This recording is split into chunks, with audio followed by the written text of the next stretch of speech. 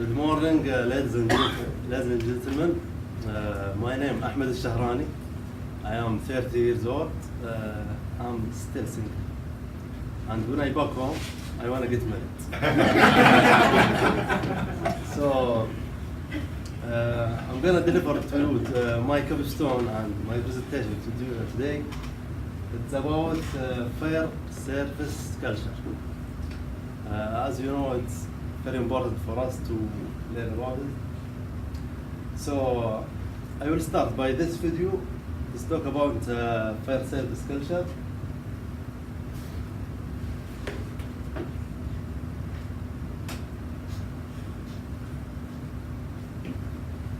Same thing applies to the fire service. What do you want to get out of it? Why'd you get into it? Whether you're a paid firefighter, a volunteer, or paid on call, any combination whatsoever, you obviously didn't get into it for the money. Everyone out there knows you're not going to get rich being a firefighter. That's why most of us have side jobs. You got into it for something a lot more. You got into it to save lives and protect property. You got into it to help people, help your neighbors.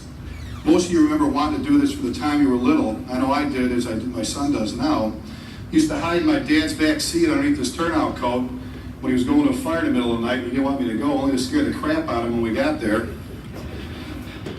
Then he had to worry about fighting a fire and wonder what he was going to do with me, whether he was going to stick me with the police or with the fireman, on the engine, the engineer. He should have kept me with the police because I got into some trouble. Fire service has always been an extremely proud profession, but over the past few years we've seen it begin to slip, in some cases begin to erode. Today we hear some of our officers and firefighters saying things like, why don't these guys care? Why don't they care about how the station looks? They don't care about their uniforms, they don't care about the rig, and they don't give a crap about the job. And often they say there's nothing you can do about it. It's them damn Generation X and Y, people, the .com firefighters. You hear them blame their parents, and that's partially true. I guess my question is, where did all the mentors go? Where are all the captains out there? Where are the guys that have all the information, the experience that's needed to teach these new firefighters how to be firefighters? The stuff they need to know and have to know. Don't let these guys waste everything that they worked for and sacrificed for. And worse yet, the guys that sacrificed before them who are no longer with us. This again is the time you hear guys say they're not going to listen to me. They just won't listen. I know it's difficult. Make them listen. This is our chance. We used to give orders, sit the guy down, explain to him or her what's expected of them. The way we want it, the way the guys before us wanted it. We do have a choice in this. Don't let anybody tell you we don't. Tell them why this is the best job in the world.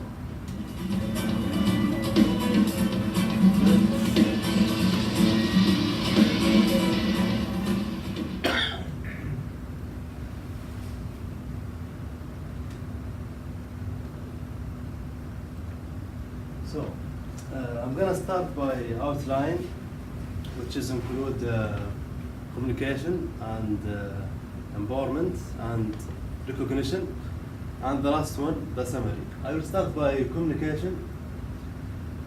Communication, as you know, it's most important in our job.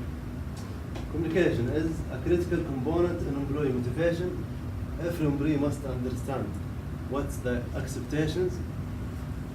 Every employee you have to know what's the expectation from his job. You have to inform your employee tend to be the most motivated employee. So when you are a firefighter, you have to be motivated. You have to deliver to your employee how to be motivated.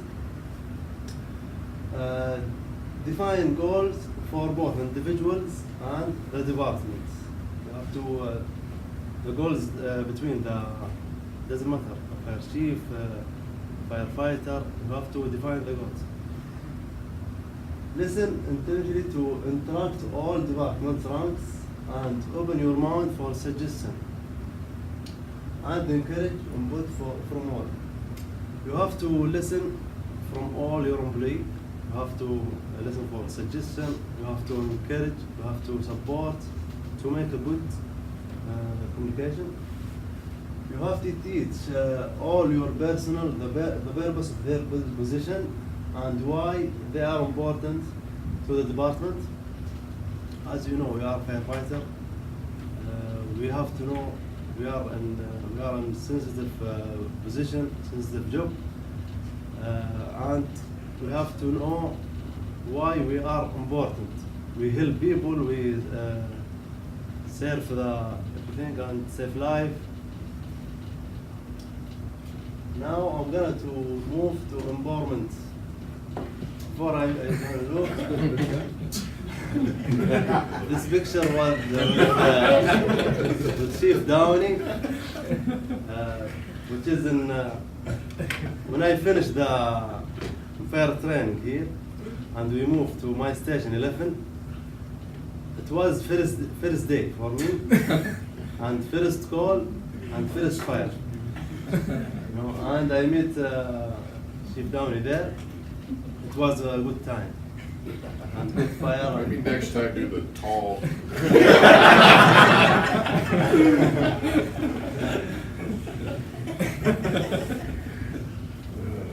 So, empowerment. Employees have need to be treated as a valuable individuals. You have to trust your employee. You have to give him chance. You have to trust him. Also, you have to assign employees ownership of tasks alone with responsibility. For example, you have to give your employee assignment, and you have to keep contact with him, support him. Also, you have to advise your employee what you want. Then you have to step back and let them accomplish the task. For example, you have to give your employees like a task and let him do it. You have to give him chance. You have to make him do it. When you allow your employees to take action to install sense of pride, that's most important. Empowerment will allow department on innovation and commitment and cooperation to take a good shape. And the last one, you are the coach, you are the leader, you have to encourage your employee, you have to support him, you have to do everything for him to keep him on the right track. Recognition. This picture would up you guys, Juan and Rafa. Recognition, as you know, I think is most part important for in fair service culture for me. Recognition make your employee flourish, and recognition make your employee feel appreciated. Look, beyond financial intensive, I think this is most important. Using financial strategies such as raises or bonus. I think all of you agree with me about this part. Last week, my company, we get bonus every year in this month, March. Last week, I received a message from my bank account. I received the bonus from the money. So my reaction at this time, it was, when I see the message, I said, yes. So it's make you happy, make you in good time, you know?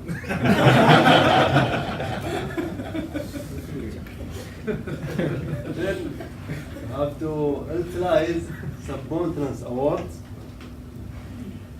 Also, you have to reward effort as well as outcome. Also, this important thing. When your employee did something good, you have to reward the effort. Also, reward recognition will encourage your employee to keep trying to achieve their goal. So when your employee did something good and you reward him for his effort, he will keep up. He will move up. the summary. So this picture with my crew in Station 11. I'm gonna miss this guys. So installing pride and ownership in your department as motivational tools. In order to be a successful, there need to be a close and constant examination of the department. Strategies for success should touch every employee, from the top to down, from the chief to firefighter, doesn't matter. Last one, when all this happen, communication and recognition and empowerment, believe me, the work will be fun and for you and for your staff, for your employee. And last one, I'm gonna say something. As we are firefighter, we have to be always ready and proud to serve. Proud to serve.